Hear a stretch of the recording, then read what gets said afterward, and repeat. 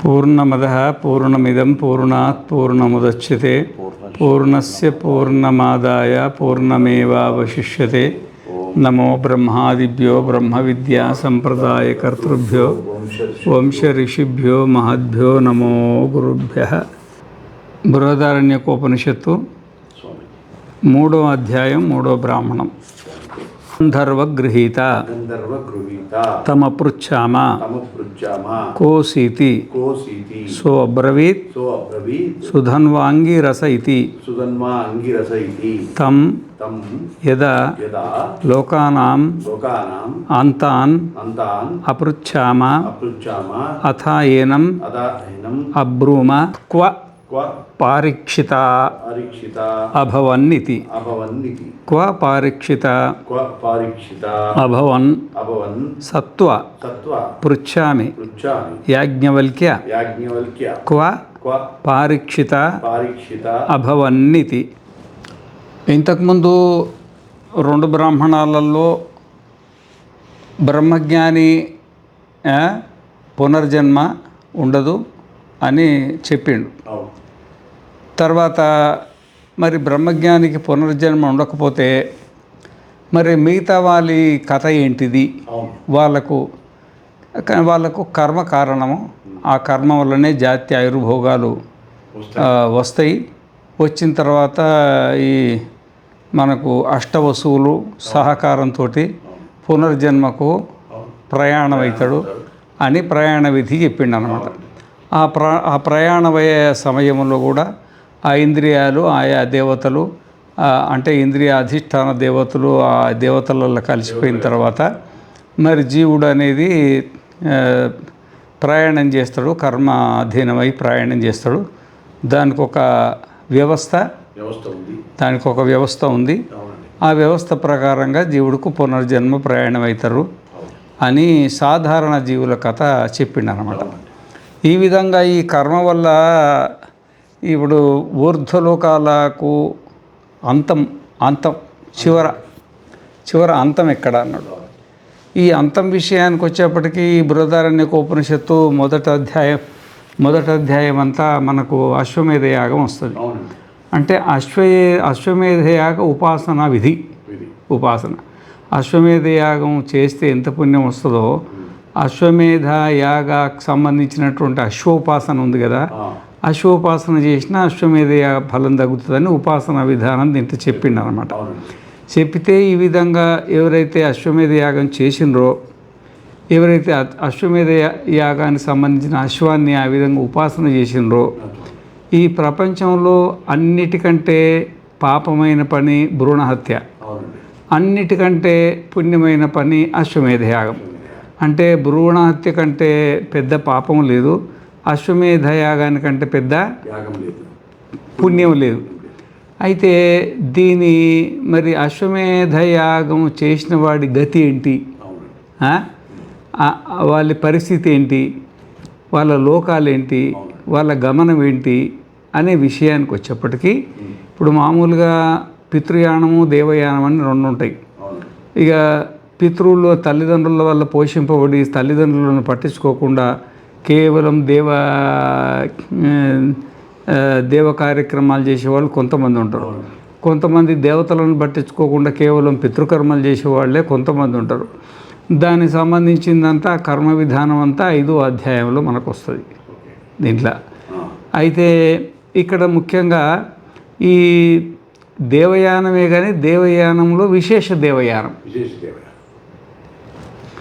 ఆ విశేష దేవయానం అంటే ఏంటిది అంటే పుణ్యాత్మలే కానీ విశేషమైన పుణ్యాత్మలకు దేవయానం ఉంది. దాని వ్యవస్థ దానికి ఉంది. విశేషమైన పుణ్యం అంటే అంతకంటే పెద్ద పుణ్యం లేదు. అంత పెద్ద పుణ్యం చేసిన వాళ్ళు వాళ్ళ యానం అంటే ప్రయాణం, వాళ్ళ మార్గ గతి ఏంటిది, ఎక్కువ పుణ్యం చేసిన వాళ్ళది, అశ్వమేధ యాగా చేసిన వాళ్ళకి సంబంధించింది ఇప్పుడు దీంట్లో వస్తుందన్నమాట. అతహైనం భుజ్యుర్లాఖ్యాయిని, లఖ్యాయిని కొడుకు భుజ్యుడు. ఆయన యాజ్ఞవల్క్యుని ఒక ప్రశ్న వేస్తున్నాడు అనమాట. అయ్యా మేము మద్ర దేశంలో మరి మేము ఒక వేదానికి సంబంధించిన ఒక శాఖ, యజ్ఞ శాఖకు సంబంధించి నేర్చుకోవడానికి మరి పతంజల గోత్రుడు, మరి కపిగోత్రుడు పతంజల ఇంట్లల్లో మేము అక్కడ యజ్ఞ విద్య కోసము మేము బయలుదేరి అక్కడ తిరుగుతున్నాం ఆ ప్రాంతంలో. మరి ఆ పతంజలుడికి ఒక కూతురు ఉండింది. ఆ కూతురుకు గంధర్వుడు అని ఒక గ్రహం ఆవేశించింది. ఆవేశించితే తమపృచ్ఛామ కోసీతి, మేమందరం కలిసి అయ్యా ఎవరు అని ఆమెను అడిగినాం. సో అబ్రవీత్ సుధన్వ అంగీరస ఇది, నేను అంగీరసుని కొడుకును, నా పేరు సుధన్వుడు, నేను గంధర్వ జాతికి చెందిన వాడిని అంటాడు అనమాట. అప్పుడు మేమందరం అడిగినాం, లోకానాం అంతాన్ అపృచ్ఛామ, ఈ లోకాలు ఎక్కడ అంతమైపోతాయి అంటే ఈ పుణ్యకర్మల యొక్క లోకాలు ఎక్కడ అంతమైపోతాయి. అయితే ఈ విధంగా గంధర్వుడు ఆవేశమై ఆ సుధన్వుడు అంగీరసుని కొడుకు ఈ విధంగా ఆవేశమైనప్పుడు ఈ లోకాల యొక్క చివర ఏది అంటే కర్మ ఫలితం యొక్క చివరి ఏదని తాత్పర్యం. కర్మ ఫలితాలకు అంటే ఇప్పుడు కర్మలలో చివరి కర్మ, పెద్ద కర్మ ఏంది అంటే అశ్వమేధ యాగం. అన్ని కర్మలలో పెద్ద కర్మ పుణ్యకర్మ ఏది? అశ్వమేధ యాగం. ఇక దాని ఫలితం వచ్చిందంటే అదే లోకాలకు అంతం. ఇక దానికంటే పెద్ద పుణ్యమైంది లేదు, దానికంటే పెద్ద వేరే లోకం ఉండడానికి లేదు.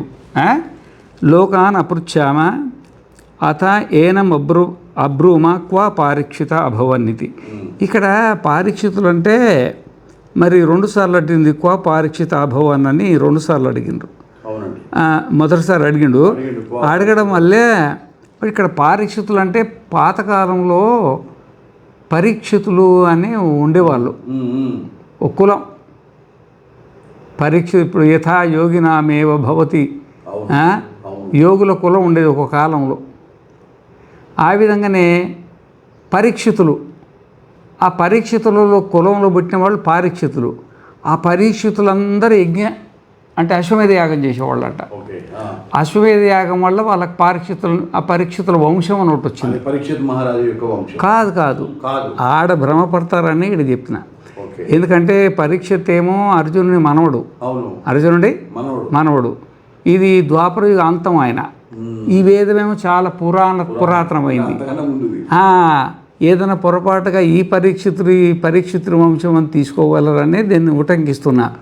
ఈ పరీక్షితుడు అంటే అర్జునుడి మనవడు పరీక్షితుని కులం కాదు ఇక్కడ. అంతకంటే ముందమే, వేదానికంటే ముందే ఎవరు ఈ లక్ష్యాయుని కొడుకు భుజ్యుడు ఉన్నాడు కదా, యాజ్ఞవల్క్యుడు ఉన్నాడు కదా, అంతకు ముందటి సంఘటన అది. అక్కడ మనకు ఈ పరీక్షిత కులం అనేది ఒకటి ఉండేది. ఆ కులంలో పుట్టిన వాళ్ళంటే పారీక్షితులు. అంటే వాళ్ళు ఎవరు ఉండేవాళ్ళంటే శంకరాచార్యులు వాళ్ళు రాసింది ఏంటంటే అంత అశ్వమేధ యాగం చేసిన వాళ్ళది, అశ్వమేధ యాగం చేసిన వాళ్ళ కులం అన్నమాట. అంటే తాత్పర్యం ఏంటంటే ఇక్కడ ఇది పరీక్షిత శబ్దాన్ని పక్కన తీసేస్తే అశ్వమేధ యాగం చేసిన వాళ్ళు అని దానికి తాత్పర్యం. మరి అన్నిటికంటే పెద్ద పుణ్యం కలిగిన అశ్వమేధ యాగం చేసిన వాళ్ళు ఉంటారు కదా, మరి వాళ్ళది కర్మకు చిట్ట చివరి గతి అది. అంటే పెద్ద పుణ్యం అది, పెద్ద లోకం అది. మరి వాళ్ళ పరిస్థితి ఏంది? సామాన్యుల కంటే విధానం ఉంది, పితృయానం దేవయానం 2 విధానం ఉంది. వీళ్ళేమో కొంచెం అతీతమైనటువంటి పుణ్యకర్మలు చేసిరి. మళ్ళీ వీళ్ళ యానం దేవయానమే కానీ విశేష దేవయానం ఏ విధంగా ఉంటుంది, వీళ్ళ కర్మగతులు ఏంటిది అని ఇక్కడ అడగడంలో తాత్పర్యం అన్నమాట. ఎందుకంటే ఈయన ఉద్దేశం ఏంటంటే యాజ్ఞవల్క్యుడికి దేవలోకం వరకే తెలిసి ఉంటుంది. ఆ తర్వాత ఈ విశేష దివ్యలోకాలు అంటారు, వాటిని ఏమంటారు? ఇవన్నీ భౌతిక లోకాలు, ఇవన్నీ స్వర్గలోకం వల్ల భౌతిక లోకాలు. ఆ పైన ఇప్పుడు చెప్పేటువంటి దివ్య లోకాలు అవి. ఈ దివ్యలోకాలు బహుశా యాజ్ఞవల్క్యుడికి తెలిసి ఉండవని ఆ ఉద్దేశం చేత ఈయన అడుగుతుండనమాట. 2వ మంత్రం 519వ పేజీ. సహోవాచ ఉవాచ వయసో అగచ్చన్వైతే తద్యత్ యత్ర అశ్వమేధయాజినో గచ్చంతీతి క్వ ను అశ్వమేధయాగినో గచ్చంతీతి ద్వాత్రింశగుం వై దేవరథ అజ్ఞాన్యయం లోకస్యగుం సమస్తం సమంతం పృథివీ ద్విస్తావత్పర్యేతి తాగుం సమంతం పృథివీ ద్విస్తావత్ సముద్రః పర్యేతి తద్యావతి క్షురస్య ధారా యావద్వా మక్షికాయాః పత్రం తావాన్ అంతరేణ ఆకాశః తాన్ ఇంద్రః సుపర్ణో భూత్వా వాయవే ప్రాయచ్చత్ తాన్ వాయుః ఆత్మనిధిత్వా తత్ర ఆగమయత్ యత్ర అశ్వమేధయాజినో అభవన్ ఇతి ఏవమేవ వై స వాయుమేవ ప్రశంసగు స తస్మాత్ వాయురేవ వ్యష్టిః వాయుః సమష్టిః అపమృత్యుం జయతి ఏవం వేద తతోహ భుజ్యుః లాఖ్యాయనిః ఉపరరామ. ఇక్కడ మనకేం చెప్తుండంటే మంత్రార్థంలో ఆ యాజ్ఞవల్క్యుడు సమాధానమిచ్చాడు. అశ్వమేధయాగం చేసేవారు వెళ్ళే చోటికి వారు వెళ్ళి ఉంటారని ఆ గంధర్వుడు తప్పక చెప్పాడు. సరే, మరి అశ్వమేధ యజ్ఞం చేసేవారు ఎక్కడికి వెళ్ళారు? యాజ్ఞవల్క్యుడు. ఈ లోకం 32 దేవరతాజ్ఞములుగా ఉంది. ఈ లోకాన్ని నలువైపుల నుండి రెండింతల పృథివీ చుట్టబడి ఉంది. ఆ పృథివిని అన్ని దిక్కుల నుండి రెండింతల సముద్రం చుట్టబడి ఉంది. మంగళ కత్తి మొన ఎంత పలుసుగా ఉంటుందో, లేక అతి చిన్నదైన ఈగరెక్క ఎంత పలుసుగా ఉంటుందో అంత పలుసుగా ఆ అండ కపాల మధ్యలో ఆకాశం ఉంది. ఇంద్రుడు అనగా చిత్యగ్ని పక్షి అయి ఆ పారీక్షితులను వాయువులకు ఇచ్చాడు, అందించాడు. ఆ పారీక్షితులను వాయువు తన స్వరూపంలో స్థాపించుకొని అశ్వమేధ యజ్ఞం చేసిన వారున్న చోటికి తీసుకెళ్ళాడు. గంధర్వుడు ఈ విధంగా వాయువును ప్రశంసించాడు. అందువల్ల వాయువే వ్యష్టి మరియు వాయువే సమష్టి, ఈ విషయాన్ని తెలిసిన వారు పునర్మృత్యువును జయిస్తారు అని చెప్పడంతో లాఖ్యాయనుడైన భుజ్యుడు ఊరకుండి పోయాడు. దీని సారాంశం అన్నమాట. అయితే ఇక్కడ ఏమైందంటే దేవరత అన్ని లోకస్య సమస్తం పృథివీం ద్విస్తావత్ పర్యేతి తాగం సమస్త పృథివీం ద్విస్తావత్ సముద్రం పర్యేతి తద్య. ఇక్కడ దేవరథము అంటే సూర్యుడు. దేవరథం అంటే సూర్యుడు. ఇప్పుడు ఈ సూర్యుడు ఉన్నాడు కదా, ఈ సూర్యుడు మరి ఈ లోకం అనేది 32 దేవరథాహ్నాలుగా ఉంది.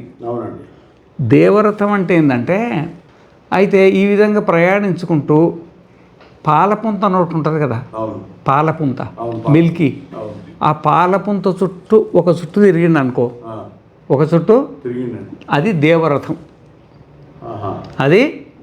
అదొక చక్రం. ఇప్పుడు ఒక చక్రం తిరుగుతుంది అనుకో, ఇట్లా చక్రం ఒక చక్రం తిరిగింది అనుకో, అది దేవరథాగ్ని.